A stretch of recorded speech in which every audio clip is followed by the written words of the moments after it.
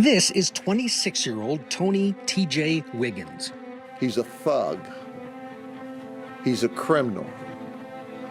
He's pure evil in the flesh.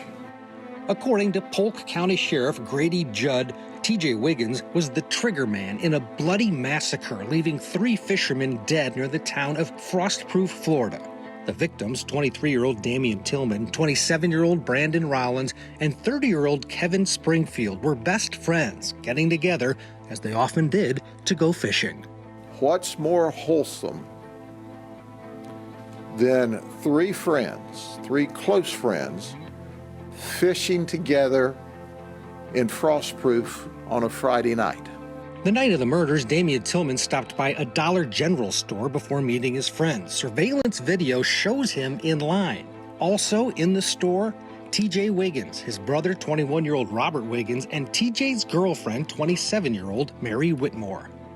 Tillman, according to investigators, told the clerk he was going fishing and that Kevin Springfield would also be there, which allegedly got the attention of T.J. Wiggins. And T.J. says, "What? Kevin's going to be there?" So when they leave the store, TJ tells Robert, who's driving, go to the lake.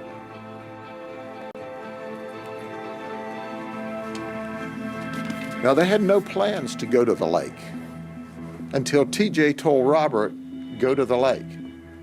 And they did. All 3 friends had just arrived at the lake, sitting in 2 pickup trucks, one white, one red, when, according to Sheriff Judd, T.J. Wiggins pulls up with his brother and girlfriend. He, being TJ, runs around between the red truck and the white truck.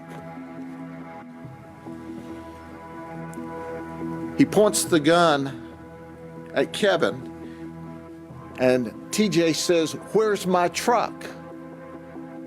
Kevin goes, "I don't know what you're talking about." "Yeah, you do. Where's my truck? You sold the engine out of my truck." Kevin's saying, "I don't know what you're talking about." At that moment in time, according to the information we've received, TJ hits Kevin. Damion starts to open the door of his vehicle and is screaming at TJ, "Put the gun away, put the gun away, put the gun away." TJ's out of control, screaming, "Where's my truck?" And he starts shooting. At 10:06 p.m., just 10 minutes after Damion left the Dollar General, Brandon Rollins called his father for help. This is what Brandon's dad told WFLA. When I got there, I was looking for my son. It was a mess. I found my son, I was holding him. He was telling me what happened, but I was too shocked.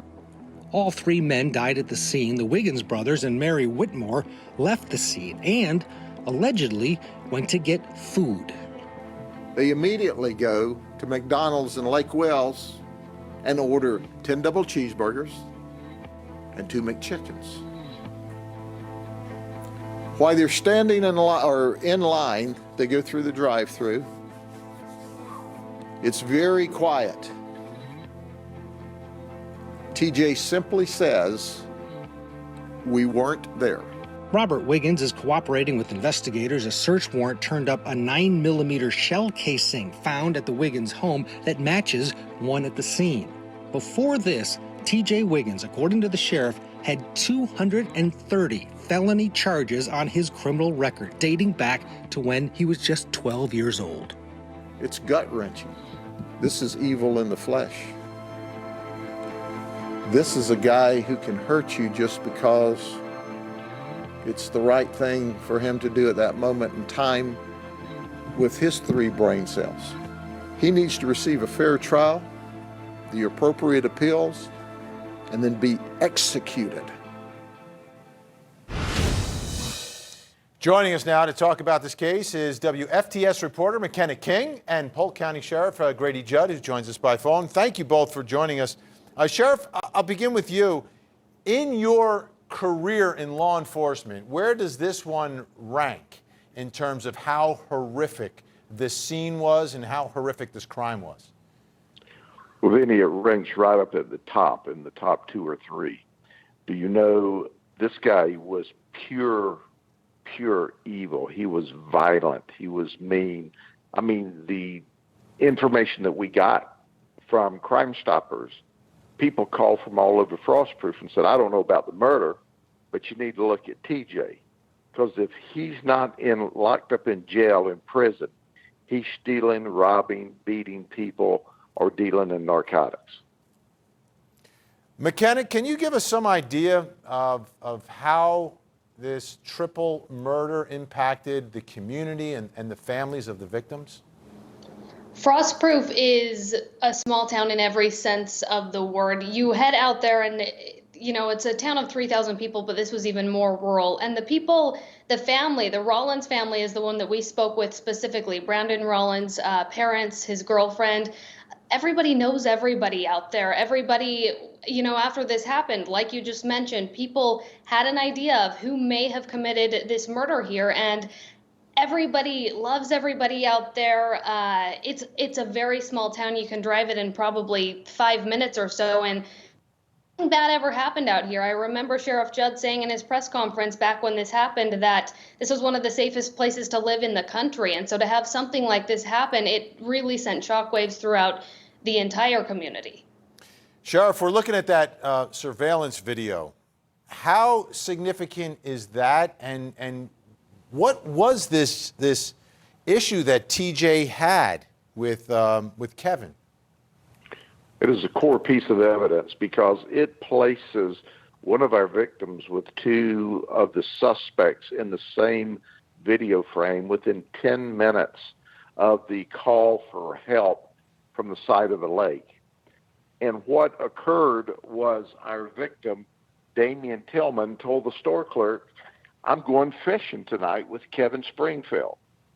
When that occurred, TJ, who was standing directly behind Damion, asked after Damion left, where are they going? Oh, he said he and Kevin are going fishing. Certainly, that was a key piece of evidence because at that moment in time, that's when TJ told Robert, drive me to the lake. And it was all over, and according to TJ, an engine that was stolen out of a car and sold. That was the entire alleged reason. And so he kills 3 people. This is just bizarre, but this is how wild, out of control he is. He's just wild and hostile. McKenna, has there been any sort of outcry in the community? Because, you know, a murder takes place and everyone says, it was this guy, right? People are calling up saying, it was this guy. On why he wasn't locked up, on why with this huge rap sheet, somehow, some way, our system released him? Absolutely. I think there was the outrage that you expected when you hear something like that, 230 felony charges, the comments on social media. And this wasn't just from the community. This was coming from other countries. People were horrified at the fact that he was out of jail and that he was out on the street, able to commit something this serious and to leave these families picking up the pieces, these 3 different families who, you know, just had these lives taken from them. So yes, I think it riddled shockwaves throughout not just the Frostproof community, but Florida and the entire United States. People were incredibly frustrated that he was out on the streets. McKenna King from our affiliate WFTS, great to see you. Thank you so much. And Sheriff Grady Judd, always appreciate you coming on the show. Thank you, sir. Vinny, talk to you soon. Take care.